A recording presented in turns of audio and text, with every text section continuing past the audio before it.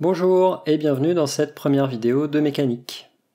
L'objectif ici, c'est d'expliquer le lien entre le mouvement d'un système et les forces qui s'exercent sur lui.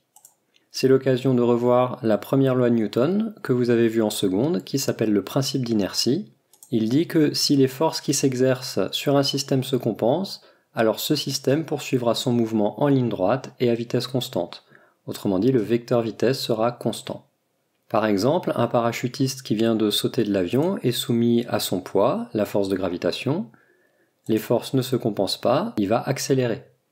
Après un certain temps, lorsque la vitesse est assez élevée, il apparaît une force de frottement due à l'air qui est égale au poids. À partir de cet instant, comme les forces se compensent, la vitesse sera constante et le parachutiste descendra en ligne droite à vitesse constante. La deuxième loi de Newton, c'est une formule dont nous verrons une relation approchée cette année. Elle s'écrit de la manière suivante, avec m la masse du système en kilogrammes. Le terme ΔV sur ΔT se calcule entre deux instants proches, T1 et T2. ΔV, c'est la variation du vecteur vitesse entre ces deux instants, c'est-à-dire le vecteur vitesse V2 moins le vecteur vitesse V1. La norme de ΔV est en mètres par seconde. ΔT, c'est la durée entre les deux instants. ΔT égale T2 moins T1 en secondes. Le symbole sigma ici signifie la somme, donc à droite nous avons la somme vectorielle des forces qui s'exercent sur le système. La norme est en Newton.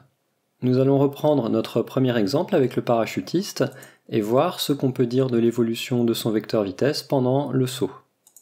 J'écris la formule de la deuxième loi de Newton.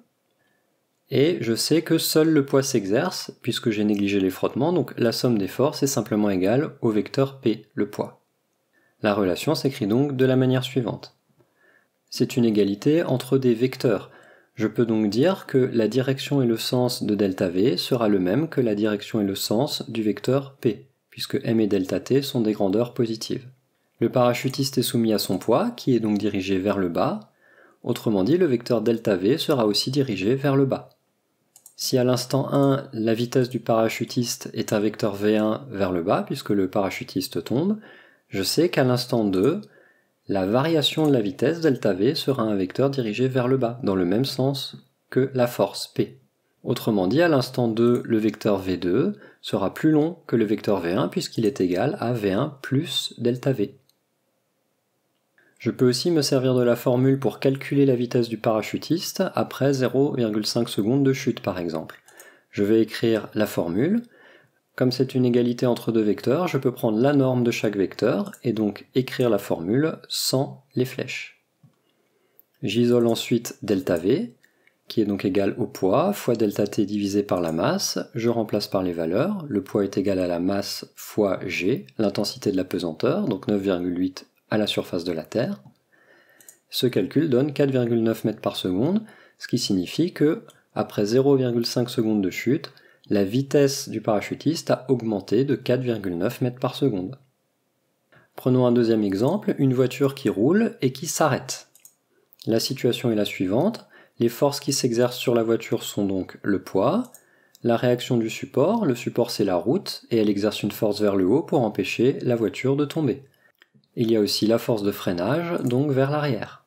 La somme des forces, c'est donc P plus R plus F, et ici, comme R et P s'annulent, la somme des forces est simplement égale à F, la force de freinage. À l'instant 1, la vitesse de la voiture est donc vers la droite, et je sais que la variation de la vitesse sera dans le même sens que la somme des forces, c'est-à-dire vers l'arrière. La variation de vitesse est un vecteur vers l'arrière.